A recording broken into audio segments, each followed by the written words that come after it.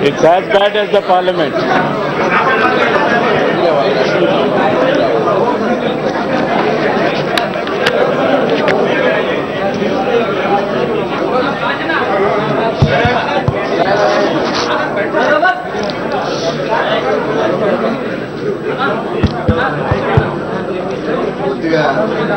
No, listen.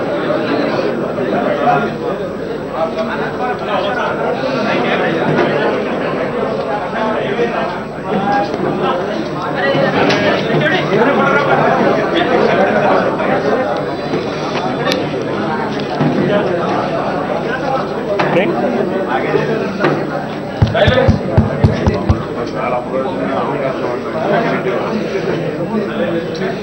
సీట్ల కోసం, అధికారం కోసం తెలుగు జాతికి తీవ్ర నష్టం కలిగించిన అన్ని పార్టీలు, తెలుగుదేశం కానీ, వైఎస్ఆర్సీపీ కానీ, టీఆర్ఎస్ కానీ, లేక బీజేపీ కానీ, లేక ప్రభుత్వంలో ఉన్న కాంగ్రెస్ పార్టీ కానీ దీన్ని తీవ్రంగా ఖండిస్తున్నాను. సీట్ల కోసం, ఓట్ల కోసం తెలుగు జాతిని విభజించటం, తెలుగు ప్రజలతో ఆడుకోవటం, ఆంధ్రప్రదేశ్ రాష్ట్రాన్ని ముక్కలు చేయటం తీవ్రంగా ఖండిస్తున్నాము.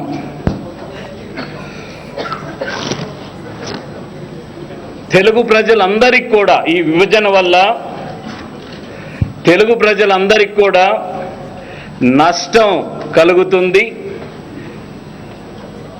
సీమాంధ్ర ప్రాంతం వారు కానీ, తెలంగాణ ప్రాంతం వారు కానీ ఎప్పుడు కూడా విభజన జరిగినప్పుడు ప్రజలకు లాభం జరగాలి. కానీ ఈ అంశంలో ప్రజలకు తీవ్ర నష్టం కలుగుతుంది.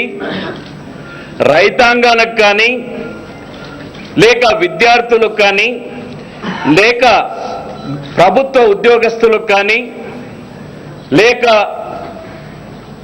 విద్యార్థులకు కానీ వారి భవిష్యత్తు అంధకారంగా తయారయ్యే ఈ నిర్ణయాన్ని నేను తీవ్రంగా వ్యతిరేకిస్తున్నాను.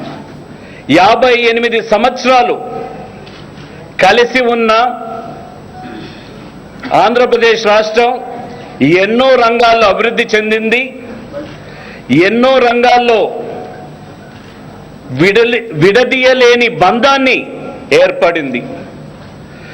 ఈ బంధం ఎటువంటిదంటే, రెండు రాష్ట్రాలైనా కూడా ప్రతి సంవత్సరము కూడా ప్రజల మధ్య చిచ్చు పెట్టే అంశాలు చాలా ఉన్నాయి. తాగునీరు కానీ, విద్యుత్ కానీ, ఉపాధి కానీ, లేక వైద్యం కానీ, లేక చదువుకుండే అవకాశం కానీ, వీటి అన్ని రంగాల్లో ఆంధ్రప్రదేశ్ ప్రజలందరూ కూడా నష్టపోయే పరిస్థితి ఏర్పడింది. ఇది ప్రాంతాల మధ్య విభజన అయితే రెండు ప్రాంతాల ప్రజలు అభివృద్ధి జరగాలి. కానీ ఇక్కడ ప్రజలు నష్టపోతున్నారు. దీన్ని తీవ్రంగా వ్యతిరేకిస్తున్నాం. మేమందరం కూడా మొట్టమొదటి నుంచి, నాతో పాటు మా మంత్రులు, ఎమ్మెల్యేలు, మేమందరం కూడా ఎంపీలు, కేంద్ర మంత్రులు తీవ్రంగా నిరసిస్తున్నాం. విభజన నిర్ణయం తీసుకున్నప్పటి నుంచి ప్రతి ఒక్క అంశంలో కూడా రాజ్యాంగ ఉల్లంఘనలు లేక సాంప్రదాయ ఉల్లంఘనలు లేక పద్ధతులను లేక విధానాలను అన్నీ ఉల్లంఘలే. ఎక్కడ కూడా ఒక పద్ధతి ప్రకారం విభజన జరిగేటప్పుడు కూడా చేయలేదనే దానికి నిజంగా సిగ్గుతో తల వంచుకోవాల్సిన పరిస్థితి ఏర్పడింది. క్యాబినెట్ నోట్ కానీ ఒక టేబుల్ ఐటమ్గా తీసుకొని వస్తారు. కేంద్ర మంత్రులు మేము చదువుకుండేదానికి 2 రోజులు సమయం ఇవ్వమంటే సమయం ఇవ్వరు. క్యాబినెట్లోకి వస్తామంటే దానికి కూడా నిర్ణయం వారికి సమయం ఇవ్వరు. క్యాబినెట్ ఒక రాష్ట్రాన్ని విభజన చేసేటప్పుడు ఎన్నో అంశాల్లో జాగ్రత్తలు తీసుకోవాల్సిన అవసరం ఖచ్చితంగా ఉంది. అన్ని ఉల్లంఘనలే. జీఓఎం ఏర్పాటుతో పాటు జీఓఎంలో చేసిన పద్ధతులు కానీ లేక అసెంబ్లీకి పంపించిన బిల్లు కానీ ప్రతి ఒక్క దాంట్లో కూడా ఉల్లంఘనలు ఉన్నాయి. నేను ఆ రోజు చెప్పాను అసెంబ్లీలో, ఇదే బిల్లు పార్లమెంట్లో పెడితే ఇది బుట్టదాఖలవుతుంది, లేకన్నా అంటే నేను రాజకీయాల నుంచి విరమించుకుంటానని. కానీ దానివల్ల నేను ఈరోజు రాజీనామా చేయటం లేదు. వారు పార్లమెంట్లో పెట్టిన బిల్లులో మేము ఎత్తిన ప్రతి ఒక్క అంశాన్ని కూడా దీంట్లో ఉంది. వీటిల్లో ఆబ్జెక్షన్స్ ఏదైతే లేవనెత్తారో మెంబర్స్ కానీ మేమందరం కూడా అవన్నీ కూడా ఈ బిల్లో జతపరిచారు. దీంట్లో ముఖ్యంగా ఆబ్జెక్షన్ రీజన్స్ కానీ పార్లమెంట్లో పెట్టిన బిల్లో లేక నోట్స్ ఆన్ క్లాజెస్ కానీ లేక ఫైనాన్షియల్ మెమరాండం కానీ లేక మెమరాండం రిగార్డింగ్ డెలిగేటెడ్ లెజిస్లేషన్ కానీ ఇవన్నీ కూడా పార్లమెంట్లో పెట్టిన బిల్లో ఉన్నాయి. మనకు పంపించిన బిల్లు పూర్తిగా డ్రాఫ్ట్ బిల్ అని వారే చెప్పటం జరిగింది. ఒక డ్రాఫ్ట్ బిల్లుని అసెంబ్లీలో చర్చించేది ఎంతవరకు సమంజసమో రాజ్యాంగపరంగా ఆలోచన చేసుకోవాలి నిపుణులని నేను కోరుతున్నాను. పార్లమెంట్లో వారు ఏ విధానం తీసుకొని వచ్చారు? బిల్లు ప్రవేశపెట్టడం కానీ అక్కడ సభ్యులను, కాంగ్రెస్ సభ్యులను, తెలుగు పార్లమెంట్ సభ్యులను పార్లమెంట్లో కొట్టియడం కానీ దెబ్బలు కొట్టడం కానీ సభ్యులకు సిగ్గుతో వారు బయటకు చెప్పుకోలేని పరిస్థితిలో అంత దిగజారి పార్లమెంటు ప్రవర్తన ఉందంటే నిజంగా సిగ్గుపడాలి మనమందరం కూడా. పార్లమెంట్ సభ్యులను సస్పెండ్ చేయుట, ఎవరి గురించి చర్చ జరుగుతూ ఉంది పార్లమెంట్లో, ఏ రాష్ట్రం గురించి అయితే చర్చ జరుగుతూ ఉందో ఆ రాష్ట్ర సభ్యులు లేకన్నా వారిని సస్పెండ్ చేసి ఈ బిల్లును ఒక దొంగల మాదిగా టెలికాస్ట్ని కట్ చేసి చేయాల్సిన అవసరం ఎందుకు వచ్చింది? ప్రజలకు, దేశ ప్రజలకు చెప్పాల్సిన అవసరం ఖచ్చితంగా ఉంది. ఒక పక్క రాష్ట్రం విభజన గురించి ఏ సభ్యులైతే ఆందోళన చెందుతున్నారో, ఏ మంత్రులైతే ఆందోళన చెందుతున్నారో వారిని కాన్ఫిడెన్స్లోకి తీసుకోకన్నా, వారిని ఒప్పీకన్నా ఈ విధంగా చేయటం తీవ్రంగా నిరసన తెలియజేస్తున్నాం. అదే కాదు, ఎక్కడైనా ఇంతవరకు భారతదేశంలో ఒక అసెంబ్లీలో తిరస్కరించిన ప్రెసిడెంట్ పంపించిన బిల్లును పెట్టారా? అటువంటి సాంప్రదాయాన్ని ఎందుకు మొదలుపెట్టారు అంటే తెలుగు ప్రజల యొక్క ఆకాంక్ష మేరకు, తెలుగు ప్రజల భవిష్యత్తుకు సంబంధించి ప్రెసిడెంట్ పంపించిన బిల్లును తిరస్కరిస్తే దాన్ని పార్లమెంట్లో పెడితే ఇది ఫెడరల్ స్ఫూర్తికి కానీ ప్రజాస్వామ్య దేశంలో ఇది ఎంతవరకు సమంజసము, ఇది ఎంతవరకు మంచిది ఒక్కసారి ఆలోచన చేసుకోవాల్సిన అవసరం ఖచ్చితంగా ఉన్నదనేది తెలియజేస్తున్నాను.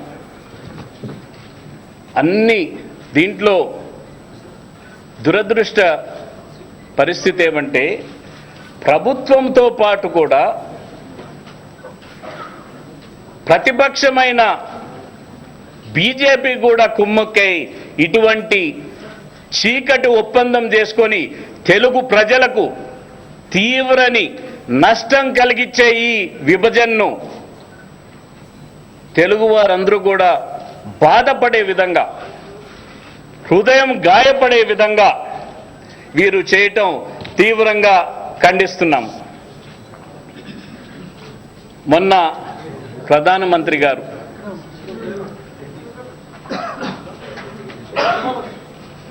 మంత్రులు కొద్దిమంది ఎంపీలు వెళ్ళకపోతే ఆయన హృదయం గాయపడిందని చెప్పారు. నిజమే, ప్రజాస్వామ్య పద్ధతులను ఉల్లంఘన జరిగినప్పుడు, ప్రజాస్వామ్య విలువలను ఉల్లంఘన జరిగినప్పుడు బాధపడాల్సిన ప్రతి ఒక్కరూ బాధపడాలి. కానీ అంత చిన్న అంశానికి ప్రధానమంత్రి గారు బాధపడ్డారంటే తెలుగు జాతిని నిలువున చీలుస్తున్న మీరు తెలుగు ప్రజల యొక్క కన్నీటిని, హృదయంలో ఉన్న గాయాన్ని మీకు కనపడలేదా? దాన్ని ఎందుకు మీరు ఆలోచన చేయటం లేదు? శాశ్వతంగా ఒక జాతిని, ఇది ఊరికేనే వచ్చిన రాష్ట్రం కాదు, ఇది ఆంధ్రప్రదేశ్ రాష్ట్రం 50 సంవత్సరాల పోరాటం తర్వాత, ఎంతో మంది త్యాగమూర్తులు త్యాగాలు ఇచ్చిన తర్వాత ఏర్పడిన రాష్ట్రం ఇది. ఏర్పడిందే కాక 50 సంవత్సరాలు త్యాగాలు తర్వాత, పోరాటం తర్వాత ఏర్పడిన రాష్ట్రాన్ని 58 సంవత్సరాలు కలిసి ఉన్న తర్వాత విభజన చేయటం ఎంతవరకు సమంజసమో దీన్ని తీవ్రంగా వ్యతిరేకిస్తున్నాం. కేంద్ర ప్రభుత్వం ఎప్పుడు కూడా కాంగ్రెస్ పార్టీ ఆంధ్రప్రదేశ్ రాష్ట్రాన్ని, తెలుగు జాతిని ఏకం చేసేదానికి 7-8 సిడబ్ల్యూసి సమావేశాల్లో కాదు, ఏఐసిసి సెషన్స్లో 7-8 సెషన్స్లో 1908 నుంచి మొట్టమొదట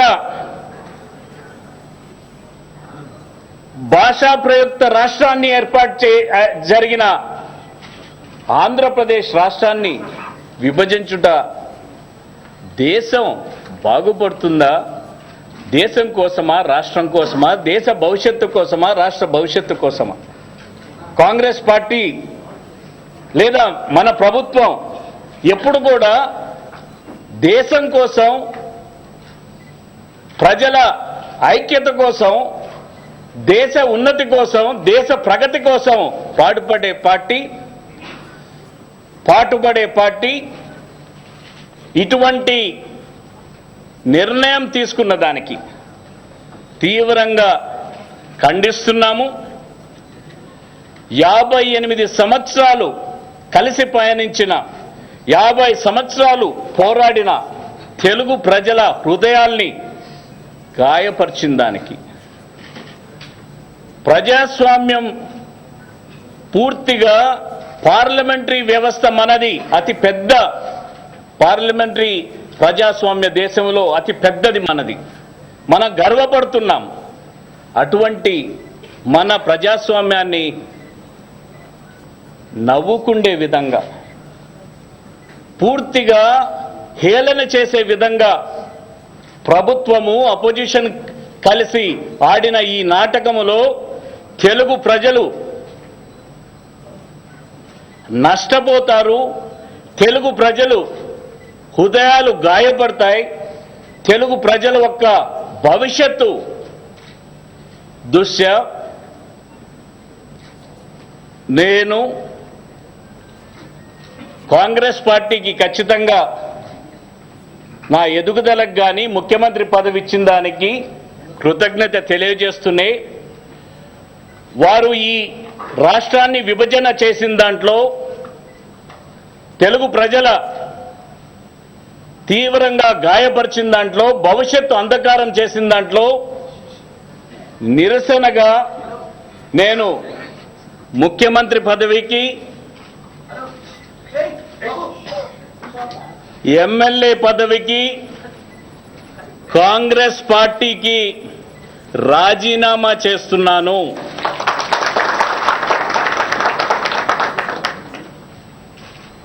(1962) నుంచి ఇప్పటి వరకు మా కుటుంబం 12 ఎలక్షన్లు పోటీ చేశాం, ప్రతి ఎలక్షన్లో కూడా. కానీ ఇది సులువైన నిర్ణయం కాదు. చాలా బాధతో తెలుగు ప్రజల్ని కాపాడలేకపోయానని బాధతో ఈ రాజీనామా సమర్పిస్తున్నాను. తెలంగాణ ప్రజల యొక్క ఆకాంక్షను మేము వ్యతిరేకం కాదు, కానీ జరగబోయే పరిణామాలు నష్టాలకు వ్యతిరేకంగా నేను పోరాటం చేశాను. ఎక్కడైనా ఎవరికైనా హృదయాన్ని గాయపరిచింటే నేను క్షమాపణ కోరుతున్నాను. Yes, you got 10 minutes. నేను రిజైన్ చేశాను. ఇప్పుడు మీకు ఇంతవరకు నా గురించి అర్థం కాలేదు. ఒకటే ఒక అంశం పైన పోరాటం చేస్తున్నాము. రాష్ట్రం సమైక్యంగా ఉండాలి, తెలుగు ప్రజలకు నష్టం జరుగుతుంది, అన్ని ప్రాంతాలకు నష్టం జరుగుతుందని ఏకైక లక్ష్యంతో ఈ పోరాటం చేశాం మేమందరం కూడా. నా భవిష్యత్తే నాకు ముఖ్యం అనుకుంటే నేను కాంగ్రెస్లో వారి నిర్ణయాన్ని నేను పాటించి నేను కాంగ్రెస్లో కొనసాగేవాడిని. నా భవిష్యత్తు ముఖ్యం కాదు. నేను పదే పదే చెప్పాను, నా భవిష్యత్తు ముఖ్యం కాదు, రాష్ట్ర భవిష్యత్తు, తెలుగు ప్రజల యొక్క భవిష్యత్తు గురించే ఈ పోరాటం చేశాం తప్ప మా స్వార్థం దీంట్లో లేదనేది స్పష్టంగా తెలియజేస్తున్నాను. సార్ తర్వాత 2011 ఫిబ్రవరి 12 సార్ ఇక్కడ శ్రీకృష్ణ కమిటీ నివేదిక తర్వాత 2011 ఫిబ్రవరి 12న కాంగ్రెస్ హైకమాండ్ మీతో మాట్లాడి శ్రీకృష్ణ కమిటీ నివేదికను స్టడీ చేసిన తర్వాత తెలంగాణకు ఒక ప్యాకేజ్ ఇస్తాము అంటే మీరు అసెంబ్లీ సమావేశాలు జరుగుతున్నాయి, ఇది సరైన సమయం కాదు, వెయిట్ చేయండి అని మీరు హైకమాండ్ని అడిగారా లేదా? అదొకటి. తర్వాత విభజన ప్రకటన వెలువడిన తర్వాత ఉమ్మడిగా రాజీనామా చేస్తే విభజన ఆగిపోయే అవకాశం ఉందని మీ మంత్రివర్గ సహచరులు మీతో ఒత్తిడి తెస్తే అప్పుడు దాటవేసి విభజన అయిపోయిన తర్వాత ఇప్పుడు రాజీనామా చేయడం వల్ల లాభం ఏంటి? ఒకటి, నేను ముఖ్యమంత్రి అయిండేది నవంబర్ 25, 2010లో. శ్రీకృష్ణ కమిటీ రిపోర్ట్ వచ్చిండేది 30 డిసెంబర్ 2010లో. నాతో మాట్లాడిండేది ఫిబ్రవరి అసెంబ్లీ మొదలయ్యేదానికి 3 రోజుల ముందర. నేను శ్రీమతి సోనియా గాంధీ గారు మాత్రమే ఈ డిస్కషన్లో ఉన్నారు. దీంట్లో మాట్లాడిండేది మనం ఒక నిర్ణయం తీసుకున్నామా దీని గురించి అని అడగటం జరిగింది. నిర్ణయం తీసుకోండి, అసెంబ్లీ సమావేశాలు అయిపోయిన తర్వాత మార్చి 28కి అసెంబ్లీ సమావేశాలు అయిపోతాయి. ఫిబ్రవరి 10, 13వ తేదీనో నాతో మాట్లాడిండేది. మార్చి 28 తర్వాత మీరు నిర్ణయం తీసుకోండి, ఇది ఇక్కడ బడ్జెట్ సెషన్స్ ఉన్నాయి, అక్కడ బడ్జెట్ సెషన్స్ ఉన్నాయి అని చెప్పటం జరిగింది తప్ప ఏ నిర్ణయం తీసుకుంటారనేది నాతో మాట్లాడలేదు. నన్ను ఒక ప్యాకేజ్ తయారు చేసి తెలంగాణ ప్రాంతానికి ఒక ప్యాకేజ్ ఇస్తే ఏ విధంగా ఉంటుంది, శ్రీకృష్ణ కమిటీ చేసిన విధానాల్లో ఒక ప్యాకేజ్ తయారు చేసి ఇవ్వమంటే ప్యాకేజ్ కూడా తయారు చేసి ఇచ్చారు. దాని తర్వాత కనీసం 50 సార్లు నిర్ణయం తీసుకోండి అని కోరినా కూడా వారు తీసుకోలేరు. సార్ మేము రెండు, ఒక్క నిమిషం. రాజీనామా అనేది నిర్ణయం తీసుకుంటానే, సిడబ్ల్యూసి నిర్ణయం తీసుకుంటానే స్పష్టంగా తెలియజేస్తాను నేను రాజీనామా చేస్తానని. కానీ మా పార్టీ హైకమాండ్ ఒప్పుకోలేదు దానికి. ఒకటి, నేను హృదయంతో నా అంగీకరించడం లేదు మీ నిర్ణయం, నేను కొనసాగేది కష్టం, నేను కొనసాగనని స్పష్టంగా తెలియజేశాం. కానీ శ్రీమతి సోనియా గాంధీ గారు నాకు కూడా ఇది కష్టమైన నిర్ణయమే తీసుకున్నాము, నువ్వు కొనసాగాలని చెప్పిన తర్వాతనే కొనసాగటం జరిగింది. కానీ ఎక్కడే కానీ రాజీనామా నేను ఆ రోజు చేసిందంటే ఇప్పటికి తెలంగాణ వచ్చి 4 మాసాలు అయ్యేది. అధికారంలో ఉంటూనే మేమందరం కూడా, మేము కానీ, ఎంపీలు కానీ, కేంద్ర మంత్రులు కానీ, రాష్ట్ర మంత్రులు కానీ, ఎమ్మెల్యేలు కానీ, ఎమ్మెల్సీలు కానీ తెలంగాణ ప్రక్రియని, రాష్ట్రం సమైక్యంగా ఉండాలి తెలుగు జాతి కోసమని పోరాడడం తప్ప వేరే ఉద్దేశం లేదు. అంటే పరోక్షంగా సహకరించినట్లే కదా సార్? నీకు ఆ విధంగా అర్థమైతే నేనేం చేసుకోలేను. మీ అర్థం ఆ విధంగా ఉంది. సార్ అబద్ధమ్మ ముఖ్యమంత్రిగా మీరు కొనసాగమంటే కొనసాగుతారా? ఒకటి. రెండవది సార్, కొత్త పార్టీ పెట్టబోతున్నారా? నా పార్టీ కానీ నా భవిష్యత్తు కానీ ముఖ్యం కాదని స్పష్టంగా చెప్పాను. ఈ పోరాటం అంతా చేసింది రాష్ట్రం సమైక్యంగా ఉండేదానికి. రాష్ట్ర ప్రజలు నష్టపోతారు, తెలంగాణ ప్రజలు, తెలంగాణ రైతులు, సీమాంధ్రకు సంబంధించిన ఆరోగ్య రీత్యా ఇడికి వచ్చే పేషెంట్సు, చదువు కోసం వచ్చే విద్యార్థులు అందరూ అన్ని పక్కల నష్టపోతారు. దానికోసమే చెప్పటం జరిగింది. సార్ మీరు రాజీనామా చేయడం వల్ల సార్ సీఎం గారు, నేను ఆ రోజు చెప్పిన అంశం, బిల్లు డిఫెక్టివ్గా పంపించారు, డ్రాఫ్ట్ బిల్ అంటున్నారు. నేను రాజీనామా చేస్తానని ఎప్పుడు చెప్పలేదు. నేను రాజీనామా చేస్తానని చెప్పింది ఇదే బిల్లు, అసెంబ్లీకి పంపించిన బిల్లు పార్లమెంట్లో పెడితే రాజీనామా చేస్తానా. ఇప్పుడు రాజీనామా చేస్తా ఉండేది. ఇది చాలా అన్యాయం చేస్తున్నారు తెలుగు ప్రజలకు.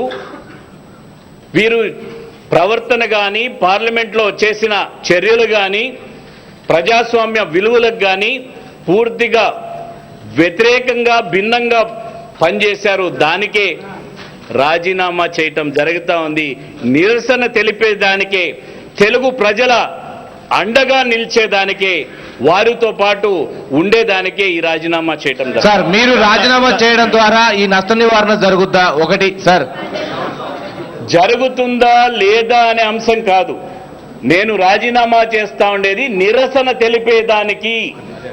నిరసనకు నా రాజీనామా నిరసన తెలిపేదానికి కేంద్ర ప్రభుత్వ నిర్ణయం, కేంద్ర పార్టీలు ఒక నిర్ణయం, పార్లమెంటు జరిపిన తీరు, ఇక్కడికి పంపించిన బిల్లు తీరు, తెలుగు ప్రజలకు నష్టం జరుగుతుంది కాబట్టి రాజీనామా చేయటం జరుగుతుంది. రాష్ట్రపతి పాలన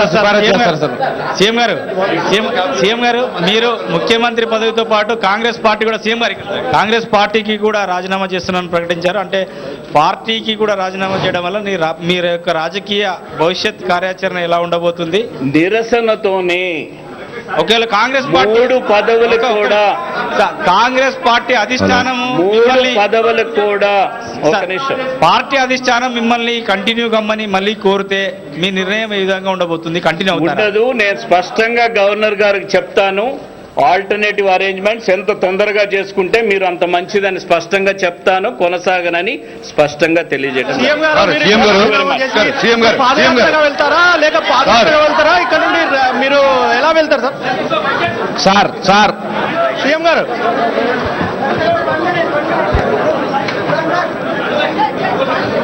Sit down, I will give you a good